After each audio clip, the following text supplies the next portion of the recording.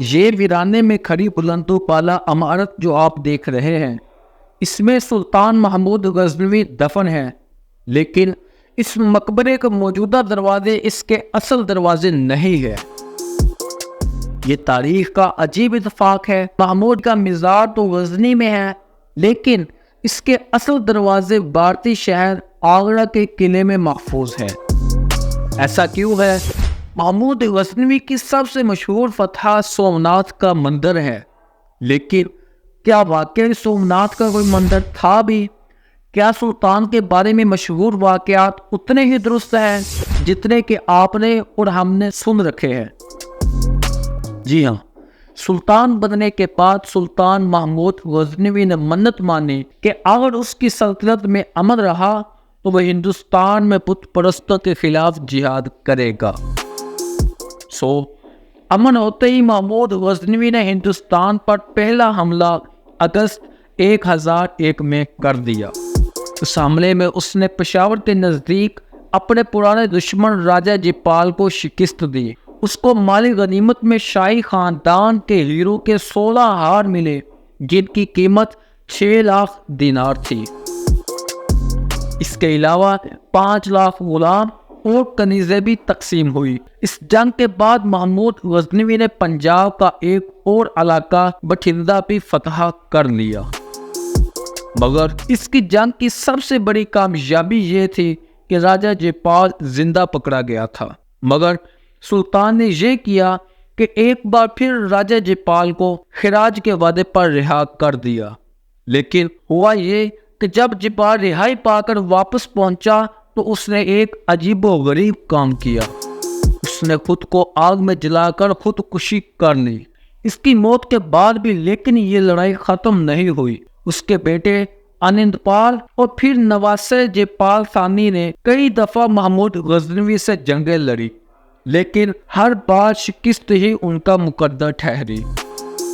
ان میں سب سے بڑی جنگ ایک بار پھر پشاور ہی کے قریب ہوئی۔ 1008 میں آنندپال نے تمام ہندوستانی ریاستوں کو متحد کر کے محمود غزنوی سے جنگ شروع کر دی۔ آنندپال کی درخواست پر اجین، گوالیار، کنوج، دہلی، اجمیر اور کلنجر کے راجاؤں کی فوج جمع ہو گئی۔ اس فوج کے لیے بہت سا مال اور دولت بھی چاہیے تھی، اس کے لیے بہت سے جتن کیے گئے، یہاں تک کہ ہندو عورتوں نے اپنے زیور پگھلا کر فوج کو سونا اور چاندی بھیجی۔ پشاور کے قریب دونوں فوجیں آمنے سامنے آئیں تو محمود غزنوی نے اپنی فوج کی کم تعداد کو دیکھتے ہوئے اپنے کیمپ کے گرد خندق کھود لی۔ 40 روز تک دونوں فوجیں آمنے سامنے دو بدو کھڑی رہی۔ تیر چلا نہ تلوار، نیزے اچھلے اور نہ ہی خون بہا، کوئی لڑائی نہیں ہوئی۔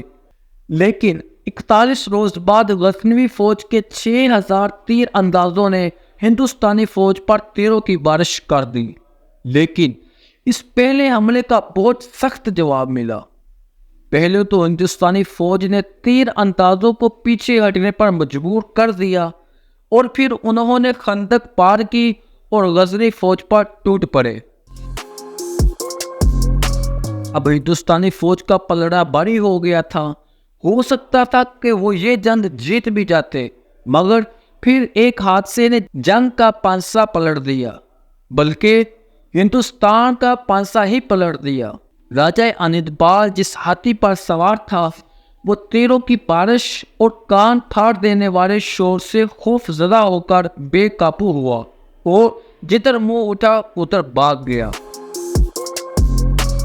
راجہ کے ہاتھی کو میدان چھوڑتے دیکھ کر ہندوستانی فوج میں بھی بھگدڑ مچ گئی، وہ بھی بھاگ گئی اور یوں میدان جنگ کا فیصلہ ہو گیا۔ محمود غزنوی نے پشاور کا یہ میدان بھی جیت لیا۔ لیکن ان سب سے اہم اور یادگار واقعہ وہ ہے جس کے لیے سلطان محمود غزنوی کو تاریخ نے یاد رکھا، اور وہ واقعہ تھا سومناتھ مندر پر حملے کا واقعہ۔ یہ موجودہ بھارت کا علاقہ کاٹھیا وار گجرات ہے اور اس کی ساحلی پٹی ہے۔ یہی کہیں وہ مشہور زمانہ سومناتھ کا مندر تھا جس پر 1024 میں سلطان محمود غزنوی نے حملہ کیا تھا۔ سلطان غزنی سے نکلا اور اجمیر کو اجارتا ہوا آگے بڑھا۔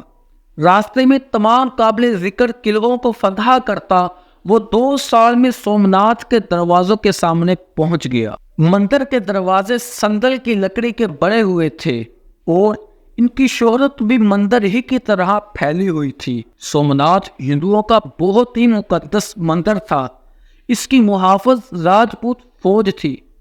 اس فوج نے 3 دن تک سلطان کے حملوں کا ڈٹ کر مقابلہ کیا اور سلطان کو مندر میں داخل ہونے سے روکے رکھا۔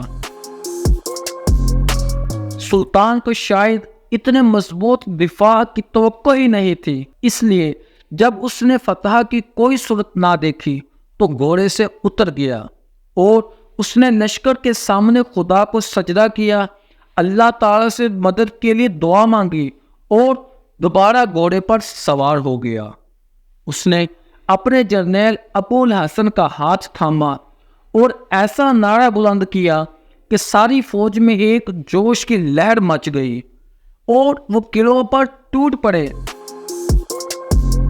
اس حملے میں 5000 راجپوت سپاہی مارے گئے اور جو بچے وہ کشتیوں میں سمندر کے راستے فرار ہو گئے۔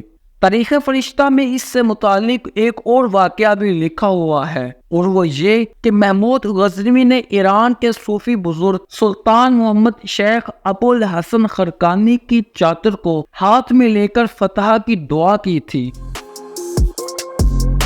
لیکن اس کی دعا تو پوری ہو گئی، اس کو سومناتھ میں فتح تو مل گئی۔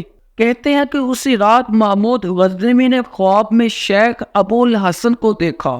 انہوں نے کہا، اے محمود، تو نے میری چادر کی آب و ریزی کی ہے، اگر تو فتح کی بجائے تمام غیر مسلموں کے اسلام لے آنے کی دعا کرتا تو وہ بھی قبول ہو جاتی۔